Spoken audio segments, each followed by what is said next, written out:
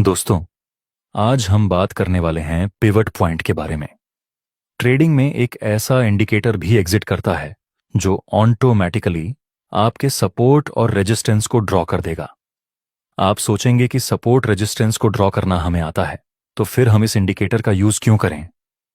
ऐसा इसलिए क्योंकि कभी कभार हम सपोर्ट रेजिस्टेंस को ड्रॉ करते समय ओवर एनालिसिस कर लेते हैं, जिस वजह से हम कंफ्यूज हो जाते हैं।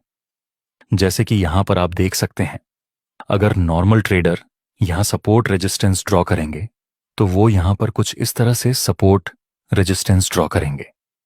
हालांकि ये सब स्विंग से प्राइस रिएक्ट किया था, तो आप यहां पर सपोर्ट रेजिस्टेंस ड्रॉ करेंगे, उसमें कोई गलत बात नहीं है।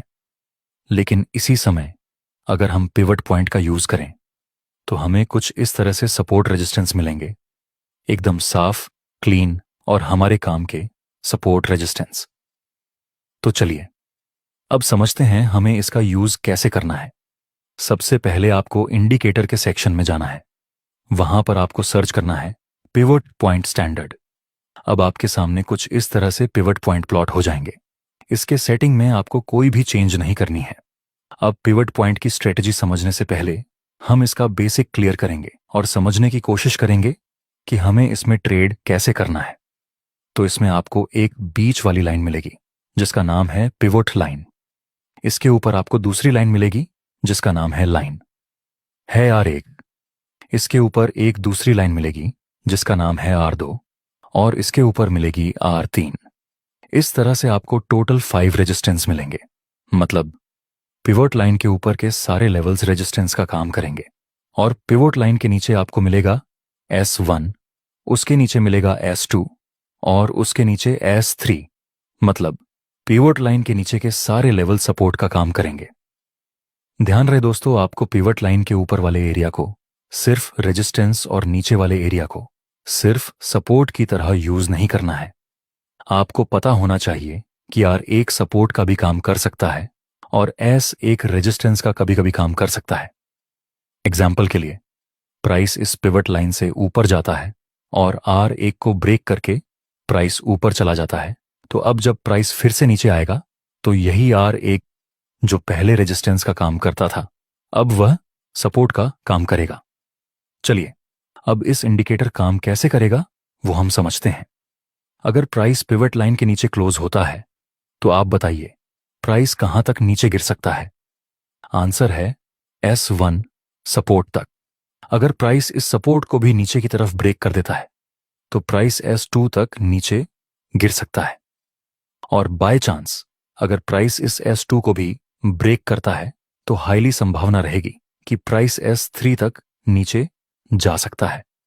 अगर प्राइस इस S3 को ब्रेक नहीं कर पाता और यहीं से ऊपर जाने लगता है और S2 को ब्रेक कर देता है ऊपर की तरफ, तो आगे प्राइस S1 तक ऊपर जा सकता है। अगर प्राइस S1 को भी ब्रेक कर देता है तो प्राइस पिवट पॉइंट तक जा सकता है। और अगर प्राइस पिवट लाइन को भी ब्रेक कर देता है तो प्राइस ₹1 तक ऊपर जा सकता है। यह आपने जो एग्जाम्पल सीखा वह डाउन ट्रेंड का था। चलिए एक एग्जाम्पल हम अप ट्रेंड का देखते हैं। अगर प्राइस ₹1 को ऊपर की तरफ ब्रेक कर देता है तो हाई चांस रहेगा कि प्राइस ₹2 तक जाए। अगर ₹2 को भी ब्रेक हो जाए तो हाईली चांस रहेंगे कि प्राइस ₹3 तक जाए। और अगर प्राइस ₹3 को ब्रेक नहीं करता और नीचे इस ₹2 को ब्रेक कर देता है तो हाई चांस रहेंगे कि प्राइस ₹1 तक जाए। अगर ₹1 भी ब्रेक हो जाए तो प्राइस पिवट लाइन तक जा सकता है। इस तरह से आप इस इंडिकेटर को यूज कर सकते हैं। एग्जाम्पल के लिए, यहां पर प्राइस इस लेवल के पास आता है और यहां प्राइस इस पिवट लाइन के नीचे क्लोज हो जाता है। तो जब आप इस इंडिकेटर का यूज करें तब एक बात का हमेशा ध्यान रखना कि हमेशा प्राइस पिवट लाइन के नीचे क्लोज होना जरूरी है। आप तभी ट्रेड कर सकते हैं। तो यहां प्राइस पिवट लाइन के नीचे क्लोज किया है और यहां पर एक बेयरिश पैटर्न का सिग्नल भी है, तो यहां पर आप सेल में ट्रेड कर सकते हैं। आप इस कैंडल के हाई के ऊपर अपना स्टॉप लॉस लगा सकते हैं। और अब आपको पता है कि प्राइस इस S1 तक नीचे गिर सकता है और अगर प्राइस ने इस S1 को ब्रेक कर दिया तो S2 तक प्राइस नीचे गिर सकता है। तो आपका पहला प्रॉफिट टारगेट यहां पर रहेगा यहां पर आप अपनी 50% क्वांटिटी को बुक करके बाकी के प्रॉफिट को ट्रेल कर सकते हैं। नेक्स्ट प्राइस नीचे गिरता है। यहां पर अभी प्राइस ने S1 को ब्रेक नहीं किया। जब भी आपको ऐसे वीक वाली कैंडल बनाकर प्राइस ब्रेकडाउन करता हुआ दिखे, तब इसको हम ब्रेकडाउन नहीं कहेंगे। तो फिलहाल के लिए हम यहां पर अपनी 50% क्वांटिटी को बुक कर देंगे और बाकी के प्रॉफिट को होल्ड करेंगे। नेक्स्ट प्राइस फिर से नीचे गिर जाता है, जिसके साथ हमारा दूसरा प्रॉफिट टारगेट भी कंप्लीट हो जाता है। यहां पर आपका प्रॉफिट टारगेट कंप्लीट तो हो गया और आपका रिस्क रिवॉर्ड रेशो भी 1 से 4 के आसपास था। लेकिन अगर आपके सामने सिर्फ यहां तक का ही चार्ट होता तो आप यहां पर क्या करते? क्या आप यहां पर बाय करते?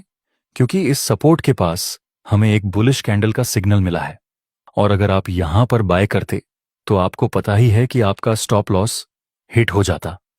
तो यहां पर आपको बाय नहीं करना है। इसका रीजन यह है कि यहां पर नजदीक में ही एक इंपॉर्टेंट रेजिस्टेंस है।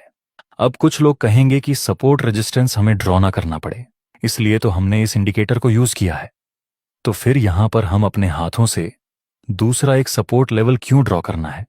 तो देखिए, पिवट पॉइंट का हम इसलिए नहीं यूज करते कि हमें ऑटोमेटिक सब लेवल ड्रॉ करे हुए मिल जाए। हम पिवट पॉइंट का यूज इसलिए करते हैं कि हमारे सपोर्ट और रेजिस्टेंस की एक्यूरेसी इंक्रीजेस हो जाए।